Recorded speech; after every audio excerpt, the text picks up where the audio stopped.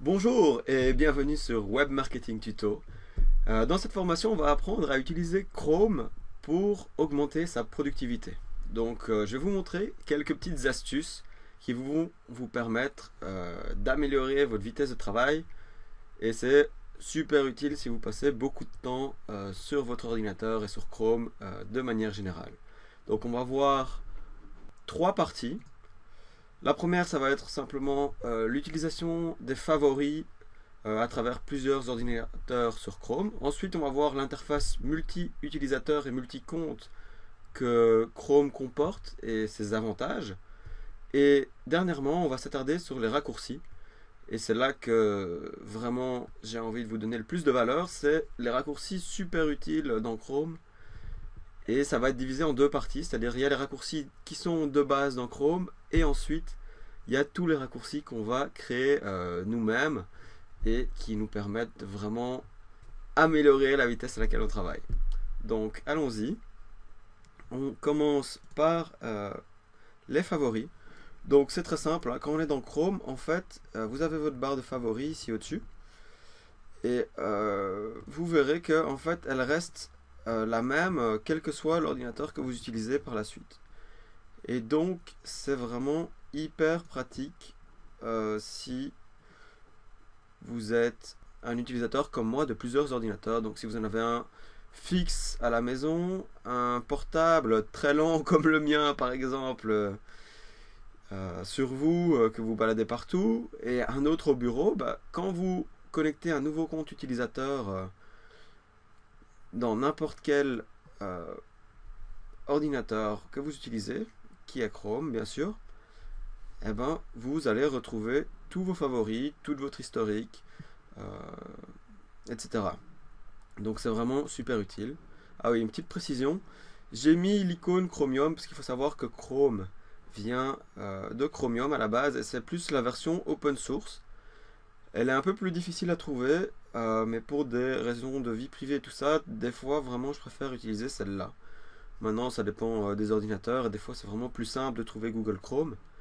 Mais comme vous le savez sûrement, Google essaye de tout savoir sur vous et des fois c'est un côté que j'aime pas trop. Donc j'aime bien aussi montrer aux gens que Chromium existe et qu'on a presque tout qui est identique sur Chromium. Voilà, petite parenthèse fermée. Donc pour ce qui est des favoris, il y a déjà deux petits raccourcis que j'ai déjà mis ici qui sont utiles. Donc c'est simplement, si vous voulez rajouter un raccourci, vous pouvez simplement faire CTRL D. Et alors ça va ajouter un favori, aussi simplement que ça. Et vous pouvez cliquer ici sur modifier pour choisir précisément dans quelle partie vous voulez l'enregistrer. Et donc comme d'habitude il y a la barre des favoris, donc c'est ce qui se retrouve ici au-dessus.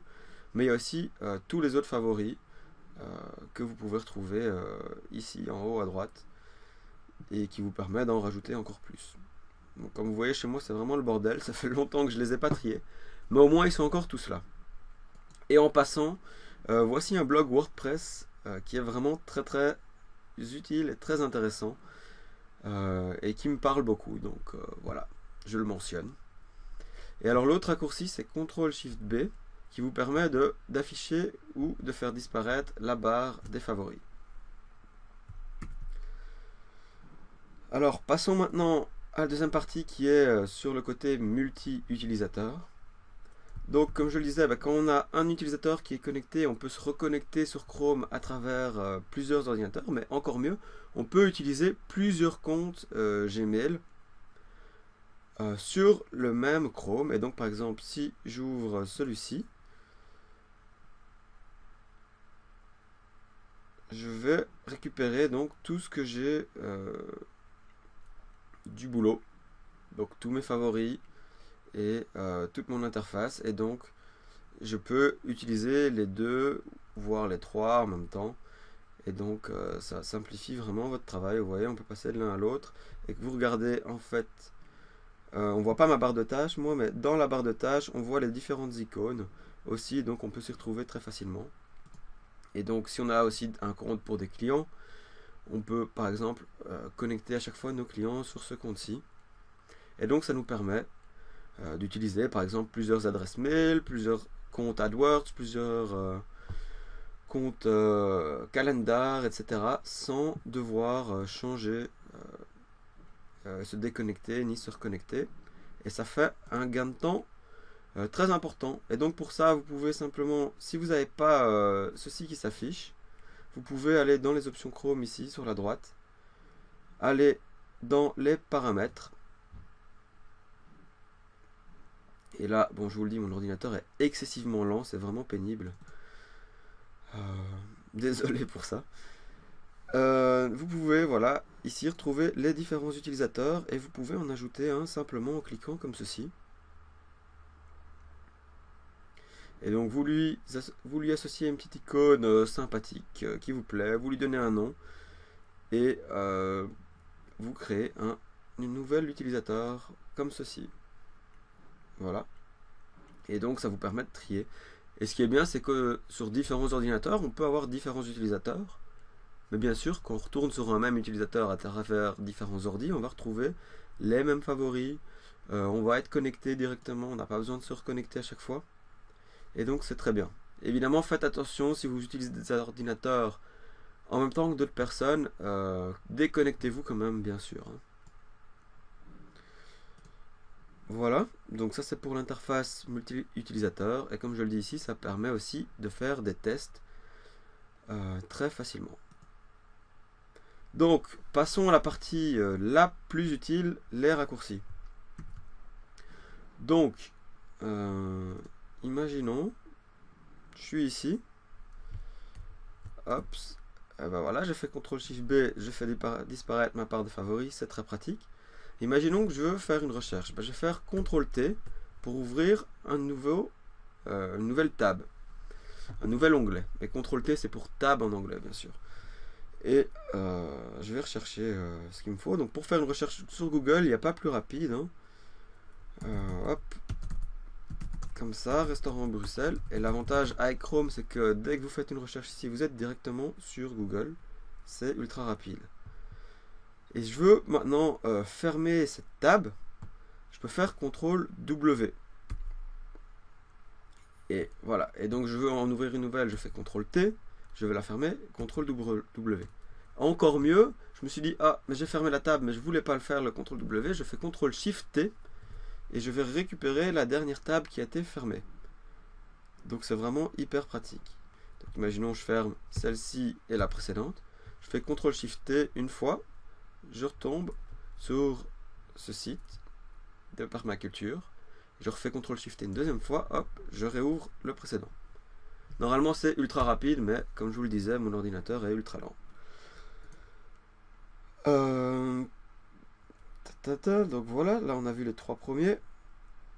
Maintenant je veux changer de tab. Alors très très facile. Je fais CTRL Tab. Donc Tab c'est ce qui est au-dessus du Shift Lock. Tout à gauche sur votre ordinateur, c'est les deux flèches. Donc CTRL Tab et je passe d'une table comme ça à l'autre hyper rapidement. Donc ça c'est super pratique. Maintenant imaginons je veux passer à la première table ici. Je fais juste CTRL 1 puisque c'est la première. CTRL 2 je vais dans la deuxième. CTRL 3 dans la troisième. CTRL 4, CTRL 5 et ainsi de suite. Ou CTRL Tab et CTRL Shift Tab qui revient en arrière, CTRL Tab qui va en avant. Donc c'est vraiment hyper pratique et ça optimise vraiment votre vitesse de travail. Ah oui, je vous ai pas dit le plus simple de tous évidemment, hein, le copier-coller, mais en général les gens le connaissent. Donc là, je veux sélectionner l'adresse, je fais Alt D. Et voilà, je sélectionne l'adresse aussi simplement que ça. Je fais CTRL-C pour la sélectionner. Imaginons, je veux la coller ici, donc CTRL-Tab et CTRL-V, comme ceci. Voilà, c'est vraiment hyper simple. Maintenant, imaginons, je veux sélectionner un texte complet. Il y a moyen de faire CTRL-A aussi. Donc, imaginons que je suis ici et j'ai sélectionné ça, mais je me dis, je veux tout le texte, je fais CTRL-A, CTRL-C, CTRL-T, CTRL-V, hop, Enter, et je l'ai réouvert. Aussi simplement que ça. Maintenant, je vais fermer tout ça parce que mon ordinateur n'en peut plus. Voilà. Et dupliquer une tab, alors là c'est super pratique. Et piner une tab, oui, c'est comme ça que ça se dit, ça vient de l'anglais. Hein. Ça c'est aussi super pratique. Donc comment on fait ça? Simplement on peut faire un clic droit et demander d'épingler l'onglet ici. Et alors il arrive comme ceci. Et c'est très très pratique. Et on peut aussi, hein, je vous ai pas montré, mais on peut sortir les onglets comme ceci. Donc vous... Ah là là, mon ordi est très lent. Vous sélectionnez l'onglet, vous glissez vers le bas et ça l'ouvre comme ceci dans une nouvelle page. Et inversement, je peux le prendre et le sélectionner comme ceci et le recoller de nouveau comme où il était avant. Bon, mon ordinateur est excessivement lent, mais vous voyez, ça marche très bien. Et donc, moi je recommande de piner toujours l'une ou l'autre tab qui vous est utile. Moi j'aime bien avoir Gmail, Calendar et ma musique. Tous les trois là. Et donc je vais faire, maintenant que j'ai ces trois là, ben, je sais que toujours quand j'appuie sur CTRL 1, j'arrive dans mes mails, quand j'arrive dans CTRL 2, j'arrive dans mon calendrier, et CTRL 3, j'arrive dans ma musique. Et c'est vraiment un super moyen de trouver ce qu'on recherche et de retourner dans ses mails très très très rapidement. Et voici une artiste que je vous recommande d'ailleurs en passant. J'aime beaucoup. Hop. Mais pour le moment, on va la fermer d'ailleurs parce qu'on n'a pas envie d'avoir la musique en même temps que la vidéo. Bon, ah oui, et dupliquer les tables, c'est ça que je voulais vous montrer. Donc il suffit de faire CTRL D, CTRL Enter et on duplique la table qu'on est en train d'utiliser. Ça, c'est vraiment hyper pratique quand vous êtes dans Google Analytics. Donc, imaginons, je suis dans Google Analytics avec mon ordinateur qui va bientôt s'enflammer. Il va prendre feu, je pense, parce que c'est vraiment de la grosse daube. Mais on fait avec ce qu'on a. Hein. Hop. Voilà, imaginons. Je vais aller dans ce profil-ci. Et je suis en train de travailler ici. Et en fait, je me rends compte, bah oui, je suis vraiment, j'ai fait une recherche, j'ai mis des segments, je suis vraiment avancé dans ma recherche. Je veux garder cette page, mais en même temps continuer à partir de là. Je fais CTRL Alt D, Alt Enter et je duplique ma table. Donc c'est vraiment hyper pratique. Ou vous pouvez simplement clic droit et dupliquer. Voilà. Alors, quelques raccourcis supplémentaires. Donc oui, par exemple, je vais faire une recherche sur Google. Je suis ici, je fais une petite recherche comme ceci.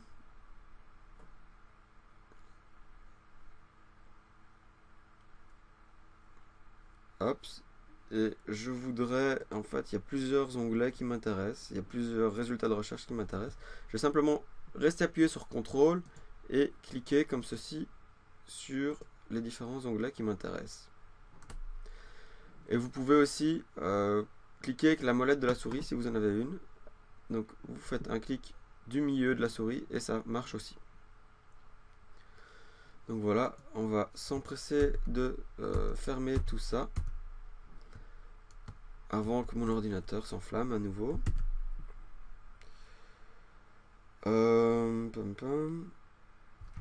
Ah oui, et si vous voulez l'ouvrir dans une nouvelle table mais le voir en même temps, ça arrive, hein, donc je vous dis, je veux garder mes résultats de recherche, mais je suis intéressé par celui-là, vous faites CTRL SHIFT, clic, et ça vous emmène directement dans la table que vous cherchez. Donc c'est hyper pratique aussi.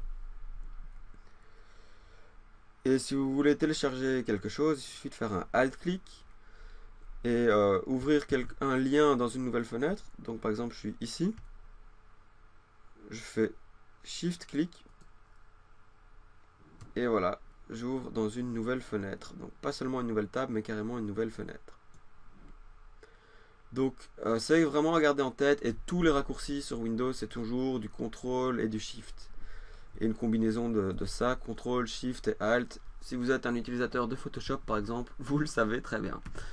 Mais c'est vraiment les raccourcis qui vous permettent de travailler beaucoup plus rapidement. Ça met toujours un petit temps à les apprendre, mais ça vaut la peine.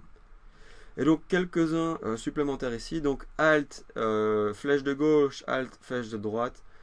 Ça va passer à la page précédente ou la page suivante. Rafraîchir une page, c'est F5. Donc c'est actualiser la page. C'est vraiment super important, super pratique. Et alors, CTRL F5, ça rafraîchit la page et en plus, ça ne reprend pas la cache. Donc voilà, c'est tout pour cette formation sur les raccourcis. Ah non, non, non, non. J'ai oublié l'extension SiteLauncher qui vous permet d'avoir vos propres raccourcis. Et ça vous permet vraiment de travailler beaucoup plus rapidement. Donc, je vais fermer tout ça. Voilà. Hop. Ici, je ferme ceci, je ferme ceci. Alors, l'extension SiteLauncher, simplement, on peut l'installer en tapant SiteLauncher et en allant dans le Chrome Store. Je vais pas le faire parce que mon ordi en peut plus. Mais une fois qu'elle est installée, vous pouvez simplement ici la configurer. Donc vous allez dans les options. Donc vous voyez comment c'est écrit. Hein. Et là, vous pouvez assigner tous les raccourcis vous-même qui vous intéressent. Et alors la grande force de ça, imaginons, je commence ma journée, j'ai aucune table d'ouverte. Je vais faire CTRL-T, CTRL-Q. CTRL-Q, c'est le raccourci que j'ai assigné moi pour SiteLauncher. Et alors vous voyez, tous mes raccourcis ici s'ouvrent, mais j'utilise même pas ça, j'utilise directement les raccourcis habituels. Donc moi j'ai mis CTRL-Q pour les mails. Et je peux faire la même chose. Hein. Je veux le calendrier. CTRL-Q, C pour le calendrier. CTRL-T, CTRL-Q, A pour Analytics. CTRL-T, CTRL-Q, W pour AdWords. Parce que j'aime bien avoir Analytics et AdWords juste à côté. Et ainsi de suite. Donc CTRL-T, j'ouvre la SiteLauncher, T, et j'ouvre Tag Manager. Et même, si je veux même pas ouvrir des nouveaux onglets, je fais juste CTRL-Q et par exemple W pour ouvrir Webmaster Tools. Et donc ça marche super bien, à part que mon ordinateur est extrêmement lent.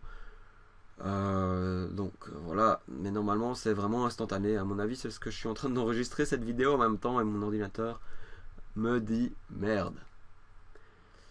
Mais voilà, comme vous le voyez ici, tout s'ouvre. Et sur un ordinateur rapide, bah, ça s'ouvre en 2 secondes même pas. Et donc tous vos raccourcis s'ouvrent comme ceci. Donc voilà. C'est vraiment hyper pratique. Et je le remontrerai probablement une autre fois sur un autre ordinateur où ça fonctionne bien. Voilà, bah écoutez, c'est tout pour cette vidéo. Je voulais simplement, oui, vous parler des sessions de navigation privée. Donc pour ça, vous faites CTRL-SHIFT-N et vous ouvrez une navigation privée sans cache qui sauve rien du tout. Et si vous êtes comme moi et que vous n'aimez pas qu'on sache tout sur votre vie privée, c'est toujours bien de faire ceci et faire vos recherches là-dedans pour pas donner toutes vos infos à Google. Alors en fait c'est ce que j'utilisais au début avant d'utiliser plusieurs utilisateurs, mais c'est tellement plus pratique d'avoir une session aussi multi-utilisateur plutôt que de simplement faire des sessions de navigation privée. Et ça vous permet d'en avoir autant que vous voulez. Ça c'est une chose. Et deuxièmement, je voulais vous parler de Wasp. C'est une extension Chrome qui est vraiment, que moi je recommande, qui est vraiment super. On est en train de la développer à CardinalPath avec Stéphane Hamel et Patrick Denny. Et enfin c'est surtout eux qui la développent, hein. Moi j'assiste un petit peu, mais ils font un travail vraiment d'enfer à ce niveau là, et ça vous permet de voir sur une page tous les scripts et les tags qui se lancent. Et si vous utilisez Google Analytics, c'est vraiment hyper bien pour checker vos implémentations mais ça va bien plus loin que ça. Et si vous êtes dans le web en général, c'est vraiment une extension que je vous recommande vivement. Voilà, bah écoutez, j'espère franchement que cette vidéo vous est utile. C'est la première fois que je fais une vidéo dans ce genre-là. Donc dites-moi si ça vous a plu, ce qui vous a été utile, ce que vous aimeriez bien savoir en plus. Et si ça vous a été utile, je vous propose de faire la même chose dans une prochaine vidéo pour Gmail. Il y a vraiment moyen d'optimiser son workflow dans Gmail, de faire des tri automatiques et de vraiment centraliser tous ses clients à un endroit et de facilement s'y retrouver parmi ses mails, dans ses clients, dans ses projets, dans ses différents types de projets. Et il y a moyen vraiment de gagner énormément de temps à ce niveau-là. C'est ce que j'aimerais bien vous montrer. Donc si je vois qu'il y a de l'intérêt pour cette vidéo-ci, je le ferai probablement une vidéo spéciale, spécifique pour Gmail et pour vous montrer les best practices et comment gagner beaucoup de temps. Donc voilà, n'hésitez pas, hein, si cette vidéo vous a plu et été utile, dites-le et je ferai la même pour Gmail.